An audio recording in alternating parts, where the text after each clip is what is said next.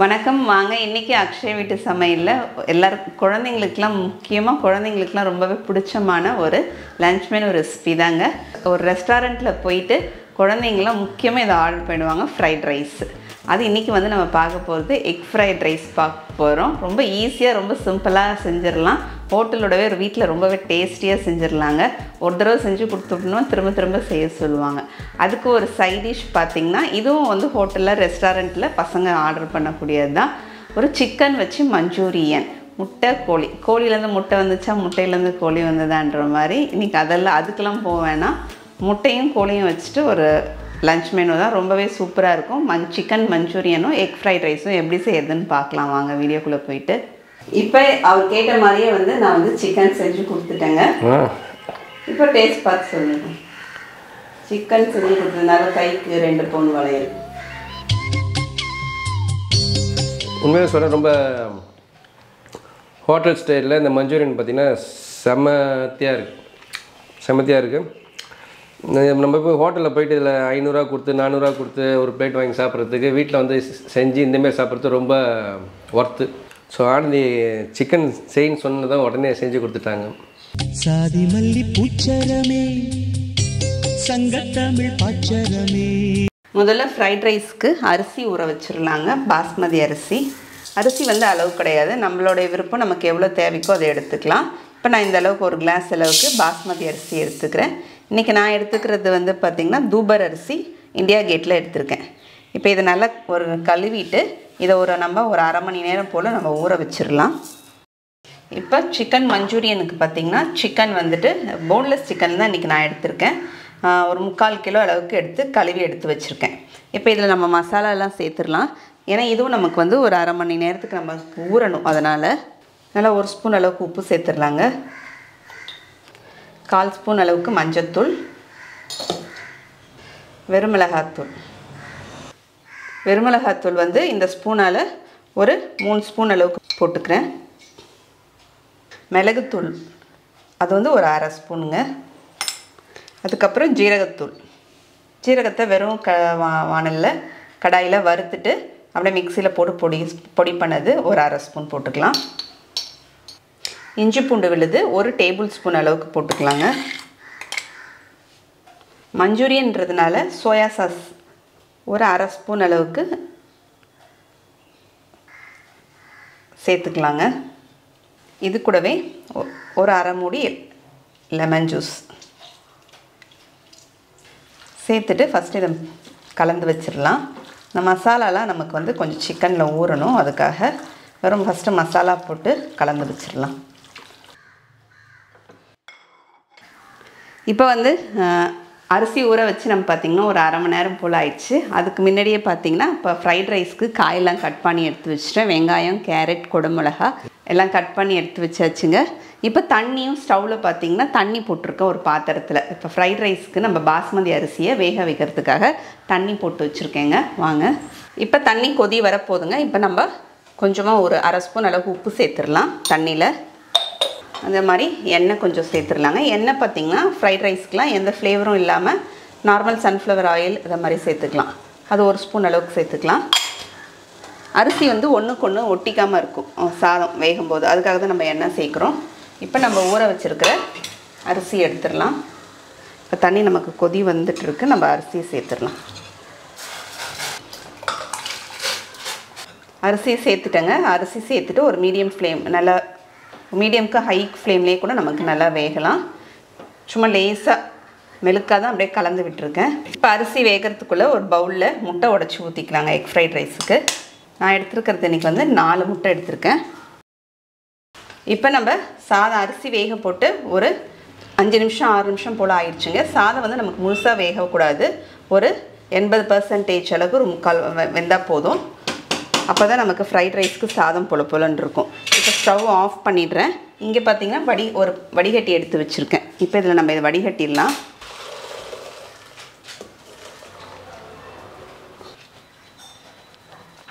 சாதம் பாருங்கள் நமக்கு 3/4 பாகத்தில் இதை மாதிரி வெந்திருக்கு. அரிசி நல்லா நீளமாக வந்திருக்கு பாருங்கள். இப்போ இதை அப்படியே நம்ம எடுத்து ஒரு தட்டில் போட்டு நம்ம பரப்பி வச்சிடலாம். அப்போ தான் நமக்கு ஆறும். இதை அப்படியே ஆற வச்சிடலாங்க. இப்போ ஸ்டவ்வில் ஒரு பேன் எடுத்து வச்சுருக்கேன். இப்போ இந்த பேனில் 1 ஸ்பூன் அளவுக்கு எண்ணெய் சேர்த்துக்கலாம். சேர்த்துட்டு நம்ம இங்கே உடச்சி ஊற்றி வச்சுருக்கிற முட்டையை வந்து சேர்த்துடலாங்க. இதிலே முட்டைக்கு தேவையான அளவுக்கு கொஞ்சமாக உப்பு, அந்த மாதிரி கொஞ்சமாக மிளகுத்தூள், ஒரு 1/4 ஸ்பூன் அளவுக்கு மிளகுத்தூள் சேர்த்துட்டு இப்படி கலந்து விட்டுடலாம். முட்டை வந்து நமக்கு ரொம்ப வெந்துடக்கூடாது. முட்டை வந்து நமக்கு அப்படியே சாஃப்டாகவே இருக்கணும். அதனால் ரொம்ப வேக வைக்காமல் கொஞ்சம் நமக்கு நல்லா வெந்து வரும்போது முட்டையை ஒரு பவுலில் எடுத்து வச்சுக்கலாம். கொஞ்சம் பெருசாகவே இருந்தாவே நமக்கு நல்லாயிருக்கும். அதனால் கொஞ்சம் பெருசாகவே இருக்கட்டும். இப்போ முட்டை ரொம்ப சாஃப்டாக ஆகிடுச்சு பாருங்கள். இதுக்கு மேலே இதை முட்டையை வேக வைக்க வேணாம். இப்போ இதை எடுத்து ஒரு பவுலில் மாற்றிடலாங்க. இப்போ ஃப்ரைட் ரைஸுக்கு ஒரு 2 டேபிள் ஸ்பூன் அளவுக்கு எந்த ஃப்ளேவரும் இல்லாத எண்ணெயாக சேர்த்துக்கலாம். நான் சன்ஃப்ளவர் ஆயில் தான் சேர்த்துருக்கேன். இப்போ அதில் நம்ம ஒரு டேபிள் ஸ்பூன் அளவுக்கு பூண்டு பொடிசாக கட் பண்ணதுங்க, அதை சேர்த்துடலாம். அது கூட நம்ம கட் பண்ணி வச்சுருக்கல மீடியம் சைஸு வெங்காயம் நீல வாக்கில் கட் பண்ணி வச்சுருக்கேன், அதையும் சேர்த்துட்டு கலந்து விட்டுறலாம். கூடவே ஒரு மீடியம் சைஸ் கேரட்டை இதை மாதிரி நீல வாக்கில் கட் பண்ணி எடுத்து வச்சுருக்கேன்.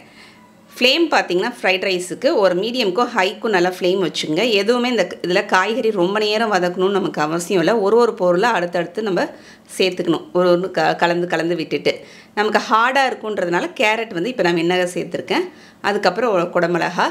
ஹை ஃப்ளேம் நம்ம எதுக்கு வச்சுக்கணும், காய்கறியை வந்து அப்போ தான் நல்லா நமக்கு க்ரன்ச்சியாக இருக்கணுன்றதுக்காக தாங்க. ரொம்ப இல்லைன்னா சொதன்னு ஆகிடும் லோ ஃப்ளேம் வச்சோம்னா. அதுக்காக குடமிளகாவும் சேர்த்து ஒரு பெரட்டுட்டு ஒரு கோஸ் நல்லா ஒரு கைப்பிடி அளவுக்கு நல்லா நீல வாக்கில் இதை மாதிரி கட் பண்ணி வச்சுக்கணும்.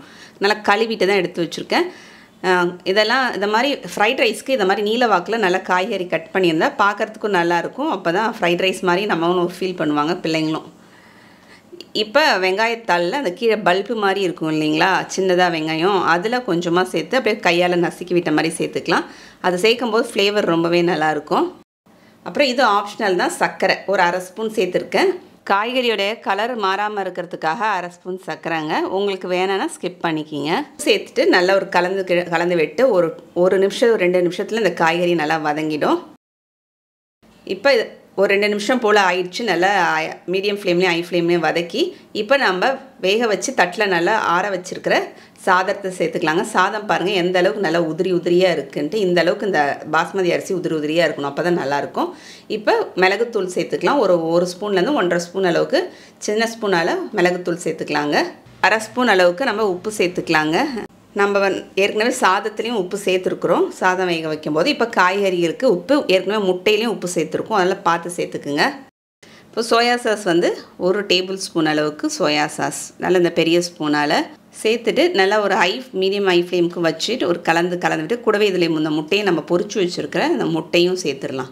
சேர்த்துட்டு இந்த மாதிரி நல்லா கொஞ்சம் மீடியமுக்கு ஹை ஃப்ளேமுக்கும் வச்சுக்கிங்க. அப்போ தான் டக்குன்னு நம்ம கலந்து எடுத்துடணும். இதை இல்லைன்னா ஒரு 2 கரண்டி இந்த 2 கையிலையும் 2 பக்கம் கரண்டியை வச்சு நல்லா கலந்துடலாம். சாதம் நம்ம கலக்கும் போதே பாருங்கள் நல்லா சாதம் வந்து பார்த்திங்கன்னா நல்லா உதிரியாக இருக்குது அரிசி. இந்த அளவுக்கு உதிரியாக இருக்கணும் நமக்கு.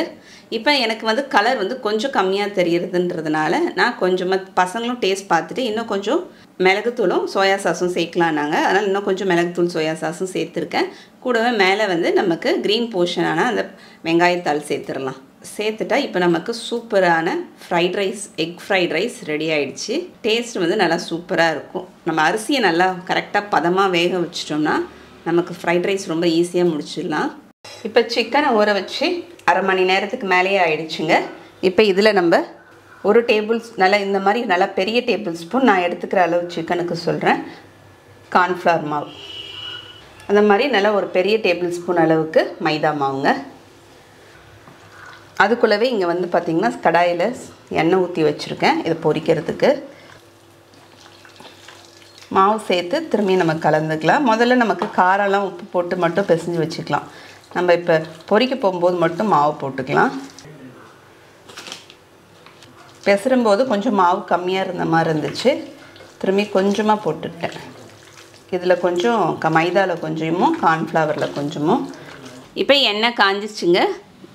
மஞ்சூரியனுக்கு சிக்கனை வந்து நம்ம பொரிச்சு இருக்கணும். இப்போ எண்ணெய் காஞ்சோடனே நம்ம போட்டுடலாம். காய்ச்சல் வந்து கொஞ்சம் நல்லா மீடியமாக நமக்கு இருக்கணும். கொஞ்சம் அந்த எண்ணெய் காய்ச்சல் அந்த அளவுக்கு இருந்தால் சரியாக இருக்கும். நம்ம 65லாம் எப்படி பொரிப்போமோ அதை மாதிரி பொரிச்சிக்கலாம். இப்போ ஒரு பக்கம் வெந்ததுக்கப்புறம் திரும்பி அப்படியே கலந்து விட்டுறலாம். இப்போ 2 பக்கமும் பார்த்திங்கன்னா நல்லா பொன்னிறமாக இதை மாதிரி நல்லா பொரிஞ்சு வந்துருச்சு. இப்போ நம்ம இதை வந்து ஒரு தட்டில் எடுத்து வச்சிடலாங்க. இதை மாதிரி மீதி இருக்கிறதையும் நம்ம பொரிச்சு எடுத்துக்கலாம். இப்போ எல்லாத்தையும் நான் வந்துட்டு ஃப்ரை பண்ணி பொரிச்சு எடுத்துட்டேன். பொரிச்சு எடுத்து வைக்கும்போதே இங்கே வந்து வாய்க்குள்ளேயும் பசங்களுக்கு போயிட்டே இருக்குது. இப்போ மஞ்சூரியன் செய்யறதுக்கு ஒரு கடாய் எடுத்து வச்சுருக்கேன். இந்த கடாயில் ஒரு 1.5 டேபிள் ஸ்பூன் அளவுக்கு எண்ணெய் சேர்த்துருக்கேங்க. சேர்த்துட்டு இதில் 1 டேபிள் ஸ்பூன் அளவுக்கு பொடிசாக கட் பண்ண பூண்டு நல்லா இந்த பெரிய 2 டேபிள் ஸ்பூன் அளவு போட்டிருக்கேன். பூண்டை கட் பண்ணியும் போட்டுக்கலாம், நான் துருவியும் போட்டுக்கலாம். நான் துருவி தான் சேர்த்துருக்கேன். ஒரு 1/2 டேபிள் ஸ்பூன் அளவுக்கு இஞ்சி துருவல், இஞ்சியும் அதே மாதிரி நீங்கள் கட் பண்ணி வேணும் கூட சேர்த்துக்குங்க. இன்றைக்கி நான் துருவி தான் சேர்த்துருக்கேன். ரெண்டுத்தையும் சேர்த்துட்டு நல்லா ஒரு மீடியம் சைஸில் நல்லா வெங்காயத்தை நல்லா பொடிசாக கட் பண்ணி எடுத்து வச்சுருக்கேன். அதையும் சேர்த்துக்கலாம். ஃப்ளேம் வந்து இதுக்கும் அதே மாதிரி லோக்கும் மீடியமுக்கும் இருந்தால் சரியாக இருக்கும். ரொம்ப லோவ்லையும் வச்சிட வேண்டாம், ஒரு மீடியம் ஃப்ளேம் வச்சுருந்தா கரெக்டாக இருக்கும் நமக்கு. வெங்காயம் சேர்த்துட்டு வதக்கிடலாம். வதக்கிட்டு இந்த அளவுக்கு ஒரு கண்ணாடி பதத்துக்கு வதக்கினோடனே ஒரு பச்சை மிளகாவை பொடிசாக கட் பண்ணி சேர்த்துருக்கேன். பச்சை மிளகாய் சேர்த்துட்டு ஒரு மிக்ஸ் பண்ணிவிட்டு வெங்காயத்தாளில் அந்த தண்டு போர்ஷன் மாதிரி இருக்கும் இல்லைங்களா, அதை சேர்த்துக்கலாம். அதோடய ஃப்ளேவர் வந்து நல்லாயிருக்கும். அந்த மஞ்சூரியன் சைனீஸ் ஐட்டம்ஸ்க்கு எல்லாத்துக்குமே அது நல்லாயிருக்கும், அதனால தான் அது சேர்க்குறது. அப்புறம் நல்லா ஒரு பெரிய டேபிள் ஸ்பூனால் 1 டேபிள் ஸ்பூன் அளவுக்கு பொடிசாக கட் பண்ண குடமிளகா, அதையும் ஒரு வதக்கிக்கலாங்க. இதுக்கும் எல்லா காய்கறியும் ரொம்ப நேரம் வதக்கலாம். வெங்காயம் குடமிளகாலாம் ரொம்ப நேரம் வதக்கணும்னு அவசியம் இல்லை. நல்லா ஒரு 2 வதக்கிட்டால் சரியாக இருக்கும் நமக்கு, மீடியம் ஃப்ளேம் வச்சு. இப்போ ஒரு பவுலில் 1 டேபிள் ஸ்பூன் அளவுக்கு கார்ன்ஃப்ளவர் மாவு சேர்த்துருக்கேன். அதுக்கு 2 டேபிள் ஸ்பூன் அளவுக்கு தண்ணி சேர்த்து நம்ம நல்லா கரைச்சி எடுத்துக்கலாம். இதை வந்து நம்ம அந்த பக்கம் வெங்காயம் வதங்கிட்டே இருக்கும்போது இதை நம்ம ஒரு பக்கமாக ரெடி பண்ணி வச்சுக்கலாங்க அப்படியே. இப்போ இந்த பக்கம் வதங்கிட்டேச்சு. இந்த அளவுக்கு வதங்கினதுக்கப்புறம் நமக்கு சோயா சாஸ் வந்து 2 டேபிள் ஸ்பூன் அளவுக்கு சோயா சாஸ், 1 டேபிள் ஸ்பூன் அளவுக்கு ரெட் சில்லி சாஸ் சேர்த்துக்கலாம். சாஸ் சேர்க்கும்போது ஃப்ளேம் வந்து சிம்மில் வச்சுக்கிங்க. 1.5 டேபிள் ஸ்பூன் அளவுக்கு டொமேட்டோ கெச்சப் சேர்த்துருக்கேன். சாஸ் எல்லாம் சேர்த்துட்டு ஒரு கலந்து விட்டுட்டு போதும். இந்த அளவுக்கு நமக்கு ஒரு 1/2 கிளாஸ் அளவுக்கு தண்ணி சேர்த்துடலாம். தண்ணி சேர்த்ததுக்கப்புறம் லேசாக நமக்கு ஒரு கொதி வரும். நமக்கு 1 ஸ்பூன் அளவுக்கு மிளகுத்தூள் சேர்த்துருக்கேன். மிளகுத்தூள் சேர்த்து அப்படியே கலந்து விட்டுடலாம். இப்போ உப்பு சேர்த்துடலாங்க. கொஞ்சமாக ஒரு 1/2 ஸ்பூன் அளவுக்கு உப்பு சேர்த்துருக்கேன். 1/2லேருந்து ஒரு 3/4 ஸ்பூன் தேவைப்படும் நமக்கு. ஏன்னா சாஸ்லேயே நமக்கு உப்பு இருக்குது, அதனால் பார்த்து தான் சேர்க்கணும் நமக்கு. சாஸ் எல்லாம் சேர்த்துட்டு லேசாக ஒரு கொதி வருது பாருங்கள் நமக்கு. இப்போ நம்ம கரைச்சி வச்சுருக்கிற இந்த கார்ன்ஃப்ளவர் மாவை சேர்த்துடலாம். கார்ன்ஃப்ளவர் மாவு சேர்த்த உடனே நமக்கு வந்து பார்த்திங்கன்னா கெட்டிப்பட்டுரும். அப்படி கொஞ்சம் திக்காகும் போதே என்ன பண்ணிடணும், உடனே நம்ம சிக்கன் பொரிச்சு வச்சுருக்கிற சிக்கனை வந்து இதில் சேர்த்துடலாம். இதுதான் நீங்கள் வெஜிடேரியனாக இருந்தால் நீங்கள் வந்துட்டு காலிஃப்ளவர் வச்சு மஞ்சூரியன் பண்ணலாம். ஏற்கனவே நம்ம சேனலில் காலிஃப்ளவர் மஞ்சூரியன் போட்டிருக்கோம். அதோடைய லிங்க்கும் வந்து நான் டிஸ்கிரிப்ஷன் பாக்ஸில் கொடுக்குறேன். அப்படியே வந்துட்டு சிக்கனை சேர்த்துட்டு நம்ம அப்படியே கலந்து டாஸ் பண்ணுற மாதிரி டாஸ் பண்ணணும். என் பெரிய பையன் தான் சொல்லி கொடுத்துட்டுருந்தான், அந்த மாதிரி பண்ணுங்கள், கரண்டி வச்சு இந்த மாதிரி பண்ணுங்கன்ட்டு. எனக்கு அந்த பவுல் நல்லா வெயிட்டாக இருந்ததுனால அதுக்கப்புறம் அவனே பண்ண ஆரம்பிச்சிட்டான். அவன் நல்லா சூப்பராக பண்ணிகிட்டு இருந்தாங்க. ஒரு 2 செகண்ட் அளவுக்கு தான் டாஸ் பண்ணிவிட்டு அதுக்கு மேலே ஸ்ப்ரிங் ஆனியன் கொஞ்சம் தூவிட்டோம்னா இதை மாதிரி செஞ்சு கொடுத்தா செத்த நேரத்தில் நமக்கு காலி ஆகிடும். சூப்பராக எல்லோரும் காலி பண்ணி தட்டு தான் வைப்பாங்க. எல்லாருக்கும் வீட்டில் பசங்கிட்ட ஒரே பாராட்டு மழை தான் வரும். அப்புறம் இப்போ நமக்கு சூப்பரான சிக்கன் மஞ்சூரியனும் ரெடி ஆகிடுச்சு. இங்கே வந்து டேஸ்ட் பார்த்து சொல்லுங்கள். எப்பயுமே நீங்கள் மட்டும் சாப்பிட்றீங்க, அவருக்கு கொடுக்கவே மாட்டேறீங்கன்னு சொல்கிறீங்க. இன்றைக்கி நான் வெஜிடேரியன், அவர் டேஸ்ட் பார்த்து சொல்லுவார். சார்ஜ் ஆகும் பரவாயில்ல ஆனந்தி, கொஞ்சம் அதிகமாக சார்ஜ் ஆகும். பரவாயில்ல, உங்கள் பேக்கெட்லேருந்தே எடுத்து கொடுத்துருவேன். இப்போ அவர் கேட்ட மாதிரியே வந்து நான் வந்து சிக்கன் செஞ்சு கொடுத்துட்டேங்க. இப்போ டேஸ்ட் பார்த்து சொல்லுங்கள்.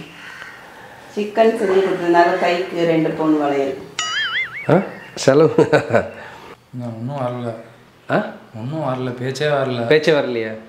யார் பேசல? நான் பேசலையா? அவருக்கு தான். அவரு பேசலையா?